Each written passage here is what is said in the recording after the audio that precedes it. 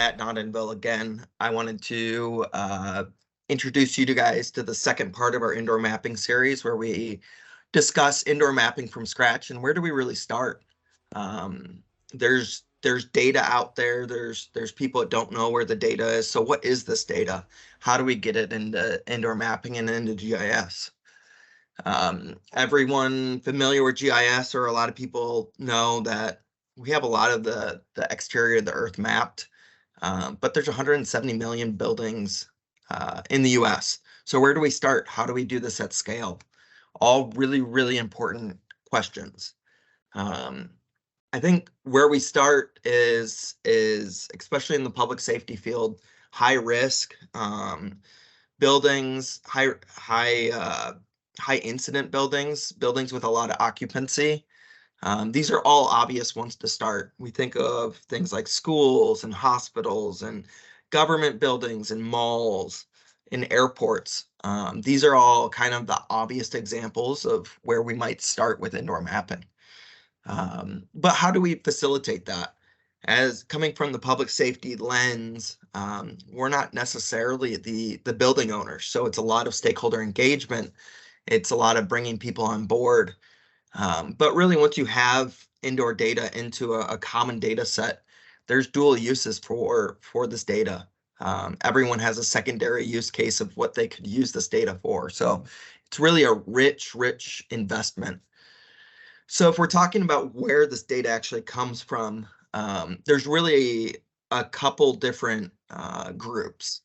And those groups are PDFs, or we think of like things like on the back of a hotel room door with the fire escape. Those are very simple PDFs that we can actually digitize in. There's also the electronic documents. So when we think about that, we think of CAD documents or BIM documents. Really, a lot of times newer buildings in the last maybe 30 years, and BIM even newer than that, and what data those can provide for us. Now, when we think of all those different kinds of data, we also have to think about when's the last time they were updated. If we get CAD data or even PDFs or BIM data, if it hasn't been updated since the building was created and there's remodels or rooms have changed or walls have changed, is that really the best information to be bringing in as our authoritative source?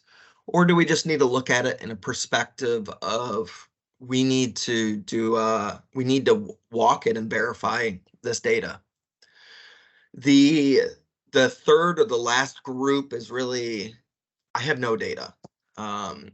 We work with a lot of schools that we have pictures of their blueprints that are water damaged. You can barely read them. They're from the 40s. They're great examples of, even if they were in perfect condition, schools change, buildings change. So where do I start? It's not really cost effective or worth it to do the quote unquote conversion process. And so we can go into data collection. There's quite a few methods that are getting faster and faster to do this. One of them that we use a lot is SLAM LiDAR. And this is LiDAR that takes millions of points a second and actually creates a three-dimensional plan of point cloud of the building. And then we can extract the digital floor plans and the indoors model out of that. Some great benefits to that is that it actually gives 360-degree imagery while it's collecting, or it takes it. And so we can have that inside of buildings for situational awareness and give that street view like view inside of buildings. It's also great because we can go into that point cloud and extract assets, something that might not be available with CAD or PDF or BIM, where if we want to collect things like the AEDs or the fire extinguishers or the fire poles, et cetera, that's not always on the CAD data provided. So there is great benefit to actually just do a fresh collect of what it is today. Some of this technology can also be kind of used by engineering departments in more really detailed studies, because LiDAR is a very accurate technology. And then there's things in the future. The collection means are always enhancing.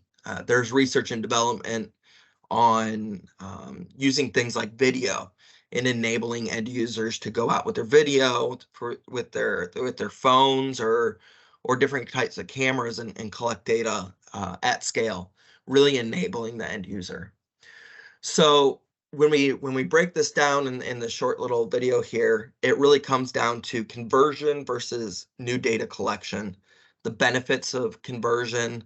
You don't have to do an on-site visit, and you can get a really rich data set off of existing plans, but that really might be a little bit outdated. Sometimes it doesn't have the assets, doesn't have the 360-degree imagery um, in those plans.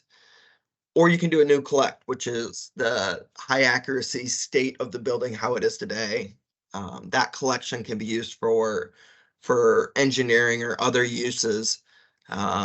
It's really a digital twin or digital capture of the current state, and that's used. And then that 360-degree data or that 360-degree image is can be loaded into viewing on top of the indoors data. So you get the situational awareness of being inside the building. And that also includes the extraction of those assets, which you can do out of the LiDAR and the video if you do Fresh Collect. So that was a quick introduction to where do I start. Happy to talk about this topic. We do it across the country, and hope you guys stay tuned for our next video in a couple weeks. Thanks.